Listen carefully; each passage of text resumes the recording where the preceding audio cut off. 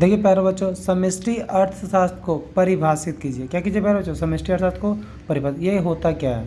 देखिए प्यारे बच्चों, समष्टि अर्थशास्त्र आपको इस प्रकार लिखना है, फिर ये 2 बिंदु देना और ये लाइन खींचना है, ठीक है। इसके बाद डिफिनेशन लिखना है। अर्थशास्त्र की वह शाखा जिसके अंतर्गत अर्थव्यवस्था के संपूर्ण स्तरीय व्यवहार का अध्ययन किया जाता है, समष्टि अर्थशास्त्र के नाम से जानी जाती है। इसके अंतर्गत राष्ट्रीय आय, बेरोजगारी स्तर, मुद्रास्फीति, अंतर्राष्ट्रीय व्यापार आदि का अध्ययन किया जाता है प्यारे बच्चों। कैसे समझ बेरोजगारी किया जाता है प्यारे। अगला क्वेश्चन देखिए, विनियोग को परिभाषित कीजिए। क्या कीजिए प्यारे? विनियोग को परिभाषित। विनियोग इस प्रकार लिखना है, जिसको इन्वेस्टमेंट कहते हैं। किसी अर्थव्यवस्था में पूंजीगत पदार्थों की मात्रा में वृद्धि को निवेश कहा जाता है। क्या प्यारे बच्चों? पूंजीगत पदार्थों की मात्रा में वृद्धि को निवेश कहा जाता है। यह गृह उपयोगी संरचनाओं या यांत्रिक के निर्माण तथा भंडार में वृद्धि संबंधित हो सकता है।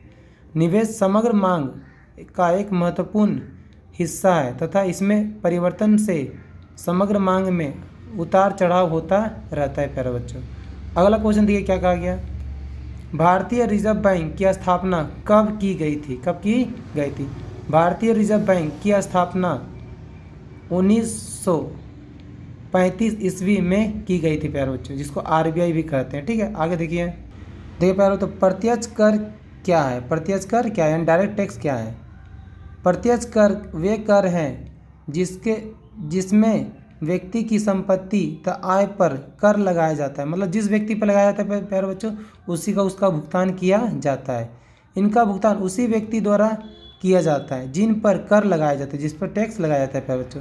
प्रत्यक्ष कर आवश्यक रूप से चुकाने पड़ते हैं। प्रत्यक्ष कर के उदाहरण है आयकर, इनकम टैक्स हो गया प्यारे बच्चों, ब्याज कर हो गया, ठीक है, संपत्ति कर हो गया मतलब प्रॉपर्टी टैक्स हो गया प्यारे बच्चों, निगम कर हो गया प्यारे बच्चों, ठीक है, आदि। अब देखिए प्यारे बच्चों, बोला ऋणों का भुगतान पूंजीगत व्यय क्यों है? पूंजीगत व्यय क्यों है? ऋणों का भुगतान ऐसे लिख देंगे प्यारे बच्चों, ऋणों का भुगतान पूंजीगत व्यय है क्योंकि इसके दायित्व में कमी आती है। इसके देनदारी में क्या था प्यारे बच्चों? जो मैंने टैक्स लिया था उसको बाद में चुकाना नहीं पड़ता, एक बार दे देने के बाद। यदि MPC का मान 0.3 है तो MPS का मान क्या होगा? देखिए प्यारे दोस्तों, इसका फॉर्मूला है MPC प्लस MPS बराबर 1। तो देखिए MPC मेरा कितना दिया होता है प्यारे बच्चों?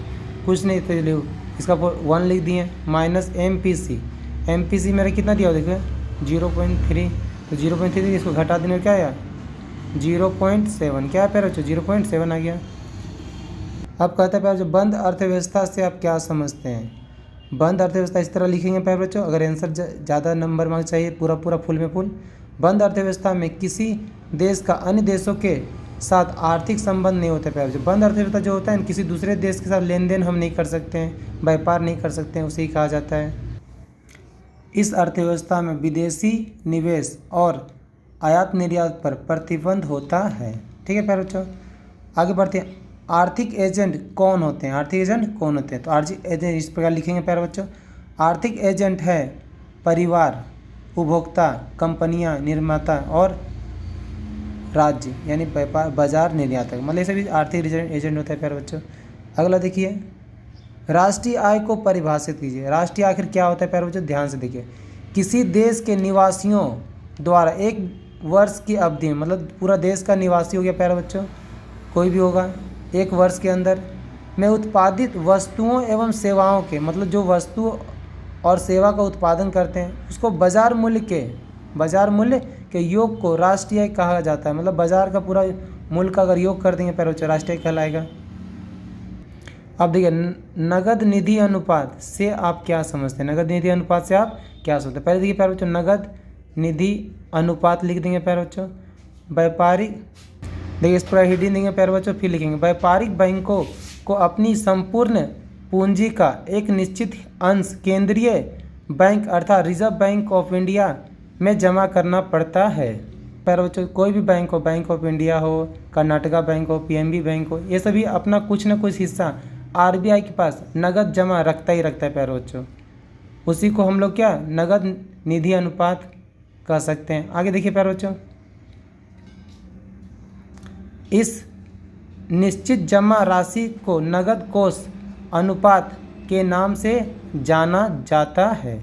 देखिए प्यारे बच्चों, कोई भी बैंक हो, XYZ कोई बैंक होता है जो व्यापारिक बैंक है, वो अपना कुछ न कुछ हिस्सा आरबीआई के पास जमा रखता ही रखता है प्यारे बच्चों। चलिए मिलते हैं नेक्स्ट वीडियो में, अगला वीडियो फिर जल्दी आने वाला है।